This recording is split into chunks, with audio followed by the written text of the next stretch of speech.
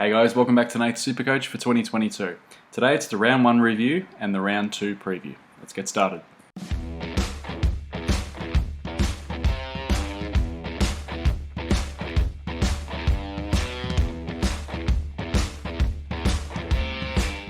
Okay, so let's have a look at how I did for round 1.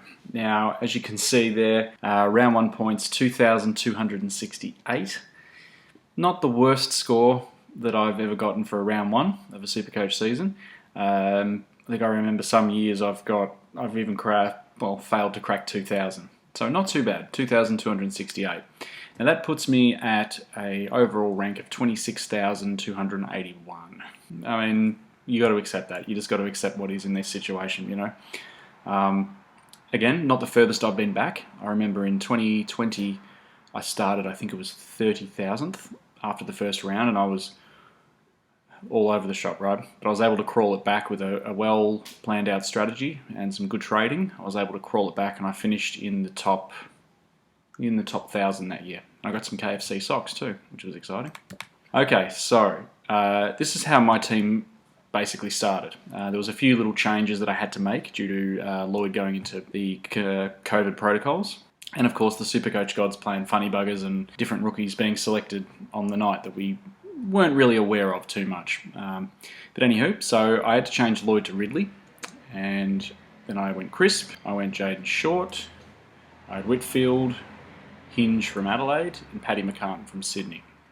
And then my midfield was McRae, Touk Miller. I put Miller in. I was umming and ahhing between him and Clayton Oliver, but as I'll talk about in a second, I'm glad that I actually went Touk Miller.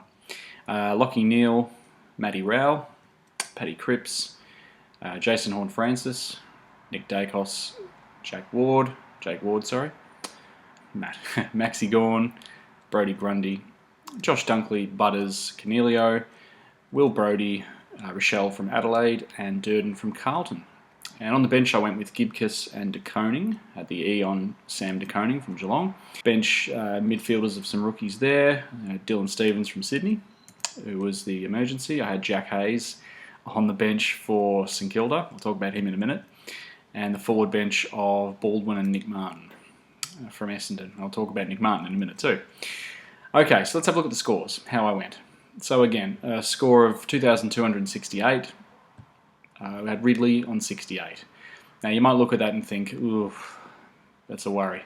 I sort of like to think quite optimistically at times. I think with Ridley 68, you could look at that and go, why did I pick him? You know, you can start beating yourself up about that. You could do that, but it doesn't really help you in the long term because, you know, it's just a game after all, obviously. But with Ridley, I would be looking at it like, if he put up the display that he did on Saturday and Essendon as a team collectively and he still scored 68, I'm not too concerned about that. If he was able to get a few more touches, he could be in the 80, 85 mark. Sure, it would have been a down game, but for what he actually dished out on Saturday, I'm not too concerned just yet. Same with Crisp, 69. He's probably the one I'm a little bit more disappointed about, or a little bit more sort of thinking, Collingwood appear to be much more of a faster flowing team, more of an attacking team than we thought they were going to be. So again, we'll have to wait and see on Crisp.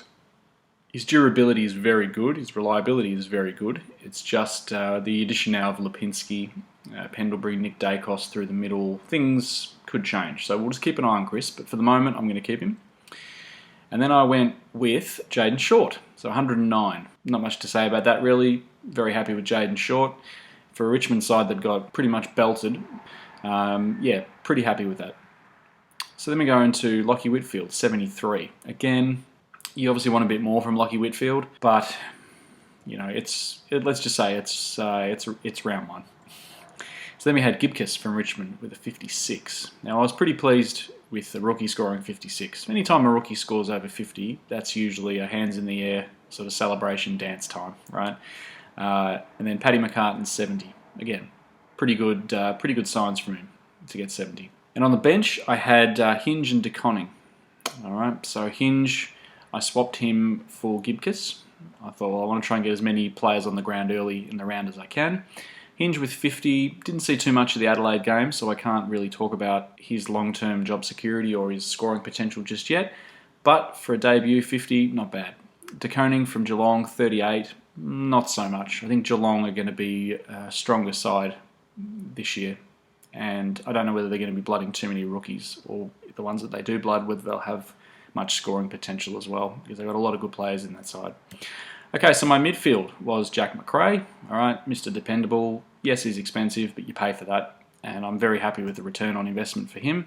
I took him as the vice captain, as you can see, 133 times 2. So I got 266 from Jack Macrae using the captain's loophole. I then went Touk Miller, 137. Again, very, very pleased with Touk. Lachie Neale, 140. Again, very happy with that. Rowell, 157. This is probably the pleasant surprise of the round. I really didn't know how he was going to go. You know, coming back off an injury in 2020 and an injury in 2021, you just don't know what his conditioning is going to be like. But 157, very pleased with that. So on the bench, Dill Stevens, 59. Connor Stevens, 0. He was the one I used for the captain's loophole to get the Jack Macrae score doubled. And Connor McDonald, 48. Not too bad, we'll take it. Cripps, 132.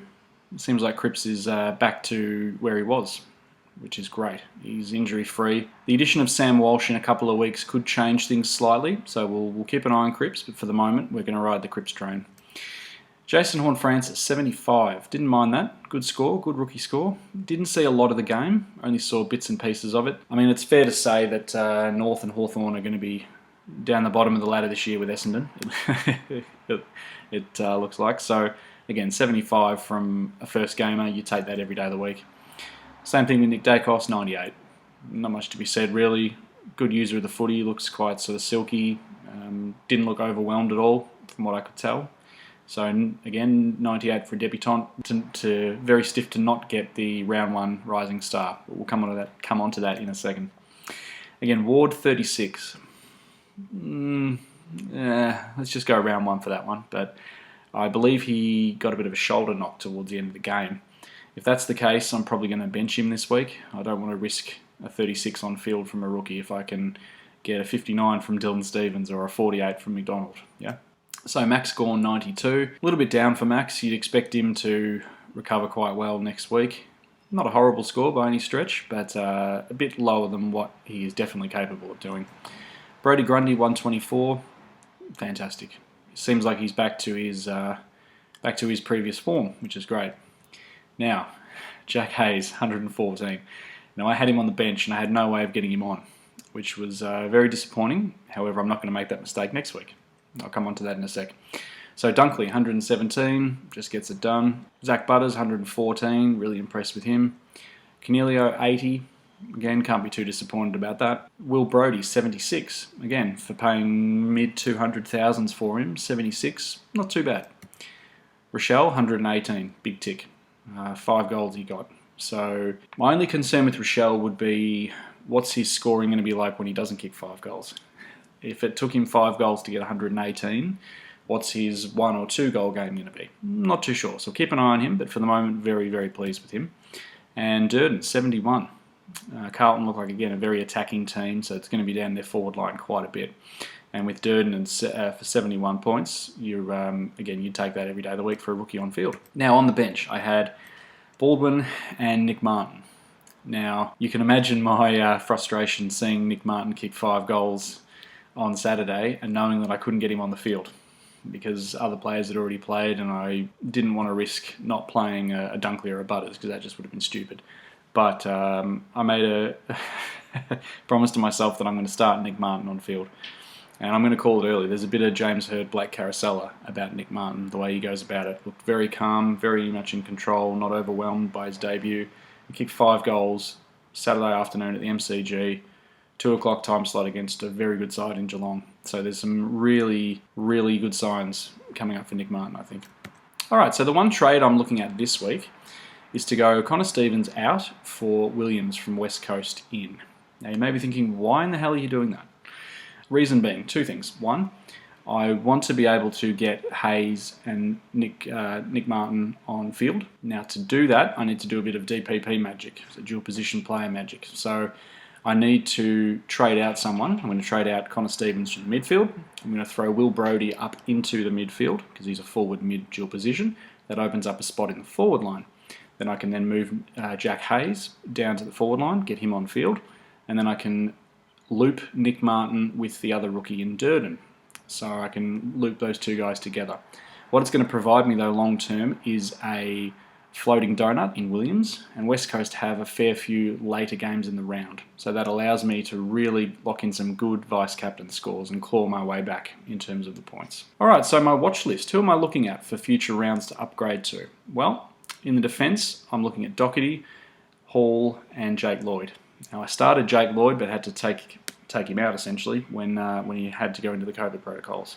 So he'll be one I'll be looking to get back in very, very soon.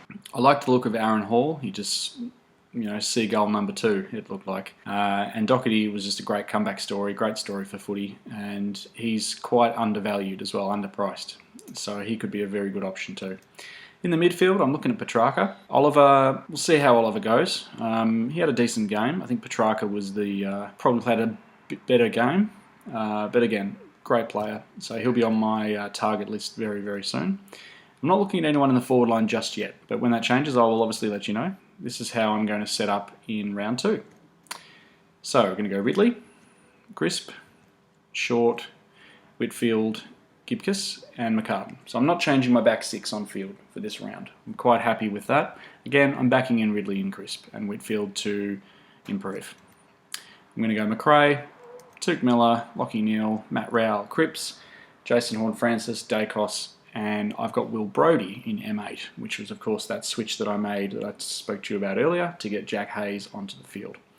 So again, Gawn and Grundy, and I have Dunkley, Butters, Cornelio, Nick Martin's now on the field with Rochelle and Hayes from St Kilda. Alright, so I'm more than likely going to take the vice-captain again on McRae. He plays Carlton, it's Thursday night, so that'll be a good game, that one. So expect a lot of points from McRae, Cripps, Dunkley. I'm just looking at my screen here. Anyone else? Don't think there's anyone else. Hinge and De Koning, I'll keep them on the bench. Probably loop Hinge. He'll be the emergency. Mid-bench, again, I'll probably throw Ward on there. More than likely put the E on Dill Stevens. I've got Jay Williams, who's obviously my captain's loophole. So if McRae scores over 120 on Thursday night, I'm going to take that score. I'm going to throw Williams onto the field, and I'll probably put Grundy or Gawn onto the bench and put the emergency on them. That's the key thing, put the emergency on them, so then I can get McRae's score doubled. Then I've got Baldwin and Durden on the forward bench. So I'm going to go Durden as the emergency. Not too sold on Kane Baldwin. Again, with Essendon, no, it's really hard to know.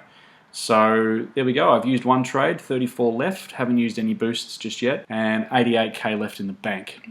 So how we sit currently, I'm definitely still going to play that long game. I think we've got 22 rounds left to go. Very pleased with my higher priced rookies, the Jason Horne-Francis, Nick Dacos, and those kind of guys. A little bit disappointed with Ridley and Chris, but I'm not counting them out just yet, and I don't want to start sidewaysing premiums because that's just when you burn trades and you really get into strife. Please let me know in the comment section below what your trades are looking like this week, who you're going to move, if you're going to move anyone. And post in the comment box below also what score you got for round 1. Thanks guys, talk to you soon.